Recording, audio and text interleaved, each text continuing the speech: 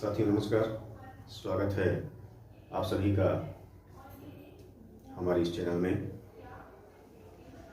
आज हम जीवन के जो आवश्यक गुण हैं, किसी सजीव को निर्जीवों से कैसे अलग किया जाता है, वो कौन कौन से गुण हैं, कौन कौन सी प्रक्रियाएं हैं जिसके आधार पर निर्जीव और सजीव में अंतर होता है, उसको हम जैव प्रक्रम, जैविक प्रक्रियाएं या सजीवों के लक्षण कहते हैं। उन सब लक्षणों का, उन सब प्रक्रमों को हम एक एक करके जानते हैं वो क्या हैं। सभी जीव कोशिकाओं के बने होते हैं, अर्थात सजीवों की संरचनात्मक और क्रियात्मक इकाई कोशिका है।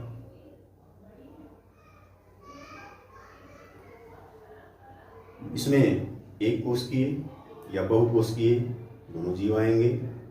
एक कोशिकीय जीवों में जीवन की जो समस्त प्रक्रियाएं होती हैं वो घटित होती हैं, जबकि बहुकोशिकीय में वही प्रक्रियाएं होती हैं, थोड़ा जटिल हो जाती हैं। दूसरा है, सभी जीवों में उपापचयी क्रियाएं होती हैं। उपापचयी क्रिया क्या है? इसकी तुलना हम रसायन विज्ञान में रिडॉक्स अपक्रिया से कर सकते हैं, ऑक्सीकरण अपचयन अपक्रिया से कर सकते हैं।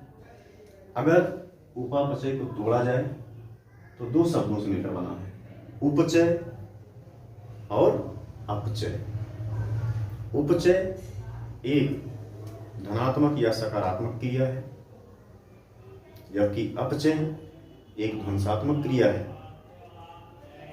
उपचय में हमारे पाचन तंत्र में जो भोजन या खाद्य पदार्थ पचता है उसका अवशोषण होता है। अवशोषण होने के बाद जो उसमें पोषक तत्व होते हैं उनका स्वांगीकरण होता है। स्वांगीकरण से कोशिकाओं के कोशिका द्रव्य या नए जीव द्रव्य का निर्माण होता है, जो उपचय के अंतर्गत आता है।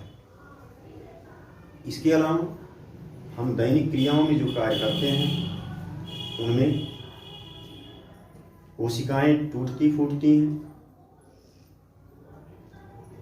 वह अपचय के अंतर्गत आता है। यानी दोनों क्रियाएं जीवों के लिए आवश्यक हैं, वो उपापचय के अंतर्गत आती हैं। जीवों में वृद्धि होता है,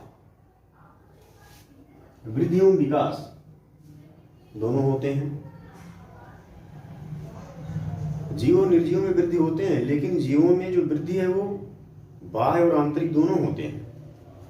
वहीं निर्जीव में केवल बाह्य वृद्धि होती है। जैसे एक फिटकरी के विलयन में फिटकरी के टुकड़े को रखा जाए तो फिटकरी पर केवल निक्षेपण होगा, उसकी वृद्धि होगी, आंतरिक वृद्धि नहीं होगी, केवल बाह्य वृद्धि होगी।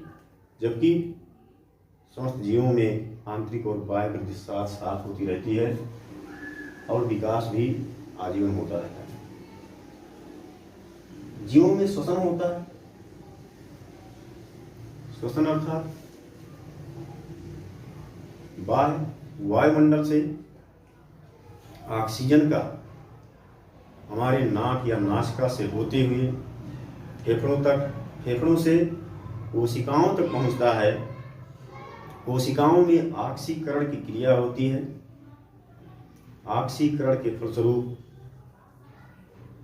उत्पन्न कार्बन डाइऑक्साइड पुनः फेफड़ों तक, फेफड़ों से नाक या नासिका के थ्रू होते हुए बाह्य वायुमंडल में भेज दिया जाता है। यह पूरी प्रक्रिया श्वसन के अंतर्गत आती है। अगला है, सभी जीवों में परिवहन या परिसंचरण होता है। परिवहन या परिसंचरण जंतुओं एवं वनस्पतियों दोनों में होता है। वनस्पतियों में देखा जाए तो परिवहन तंत्र सरल होता है, जिसमें जाइलम या फ्लोएम मुख्य परिवहन तंत्र है, जिसको हम संवहन मंडल के नाम से जानते हैं। जाइलम का कार्य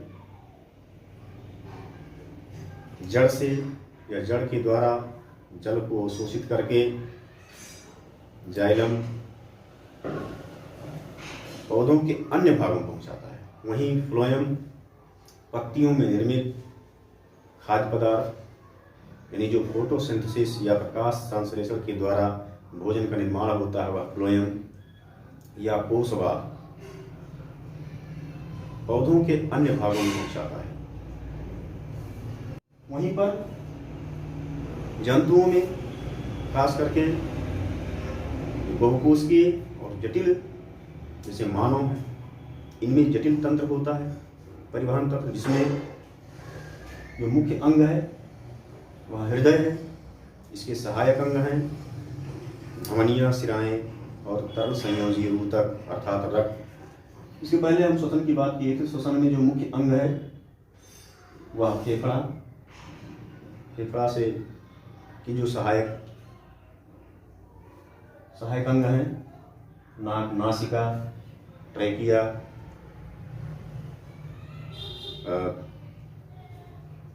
एयर कोशिकाएं। अगला हम देखते हैं सभी जीवों में उत्सर्जन होता है। उत्सर्जन क्या है?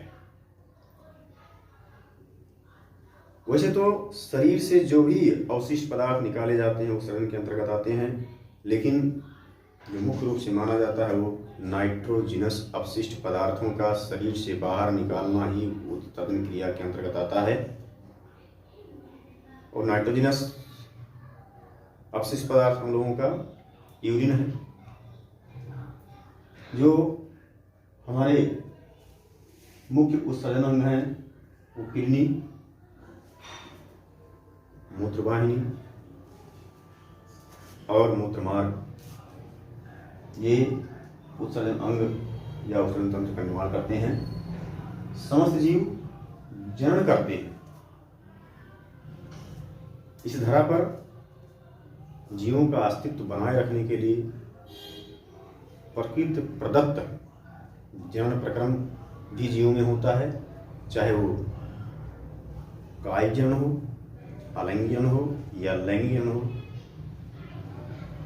जनन का परिभाषा ही है कि समस्त जीव अपने समान छोटे जीवों को उत्पन्न करते हैं, जिसे हम जनन या प्रजनन कहते हैं। नेक्स्ट है सभी जीवों का जन्म एवं मृत्यु होता है। जितने भी जीव हैं सभी का जन्म निश्चित है और सभी की मृत्यु निश्चित है। अब इसी के बीच में वो कई प्रक्रियाओं से गुजरते हैं। अगर मानव का एग्जाम्पल लिया जाए तो शैशवावस्था, बाल्यावस्था, प्रौढ़ावस्था, किशोरावस्था, युवावस्था, प्रौढ़ावस्था, वृद्धावस्था के बाद इसकी मृत्यु निश्चित है। ऐसी ही प्रक्रियाएं सब में होती हैं। सभी जीवों का जन्म एवं मृत्यु होता है। नेक्स्ट है सभी जीव चरण या गमन करते हैं। जहाँ चरण और गमन की बात आती है वहाँ हमारे दिमाग में आता है केवल जंतु ही करते हैं, लेकिन ऐसा नहीं है। कुछ सूक्ष्म वनस्पतियाँ हैं जो समुद्री होते हैं, जैसे उडोगोनियम है, क्लेमाइडोमोनास है, वालवास जो कॉलोनी होती है शैवाल की, ये सब एक स्थान से दूसरे स्थान पर जाते हैं ये अपवाद स्वरूप। जबकि जो बड़ी वनस्पतियाँ होती हैं वो अपनी शाखाओं की एक दिशा हवा के बहाव के आधार पर एक दिशा से दूसरी दिशा में करती हैं। जंतुओं में सभी जंतु चरण या गमन करते हैं। कुछ अपवाद स्वरूप इसमें भी हैं, जैसे पोरीफेरा संघ के जो जंतु हैं वो किसी एक सबस्ट्रेटम से जुड़े होते हैं और अपनी ऑस्टिया के माध्यम से जल की धाराओं में जो खाद्य पदार्थ आते हैं उनको ग्रहण करते हैं। लास्ट है समस्त जीव संवेदनशील होते हैं, अर्थात इनमें चेतना होती है। मानव के परिप्रेक्ष्य में अगर देखा जाए तो जो संवेदी अंग 5 ज्ञानेंद्रियों के रूप में हैं, इन्हीं से हम उद्दीपन को ग्रहण करते हैं और हमारे शरीर में जो न्यूरॉन है, तंत्रिका तंत्र है, उसके माध्यम से हम उसकी अनुक्रिया करते हैं। वनस्पतियों में अगर देखा जाए तो उनमें भी संवेदनशीलता होती है। कुछ वनस्पतियाँ अधिक होती हैं, जैसे छुई मुई है, सूर्यमुखी है, इसके अलावा सभी वनस्पतियों में संवेदनशीलता है, उसे हमें एहसास करने की आवश्यकता है। इस तरीके से ये जितने गुण हैं, निर्जीवों से सजीवों को अलग करने का यही गुण है। यही प्रक्रम केवल सजीव में पाया जाता है, बाकी जितने भी निर्जीव हैं ये प्रक्रम नहीं होते। आशा है आप सभी को यह वीडियो पसंद आया हो, हमारे द्वारा जो टॉपिक निर्धारित किया गया वो समझ में आया हो। पसंद आया हो तो लाइक, शेयर, और अगर चैनल पर नए हैं तो चैनल को सब्सक्राइब करें, बेल आइकन भी दबाएं ताकि अगले वीडियो का नोटिफिकेशन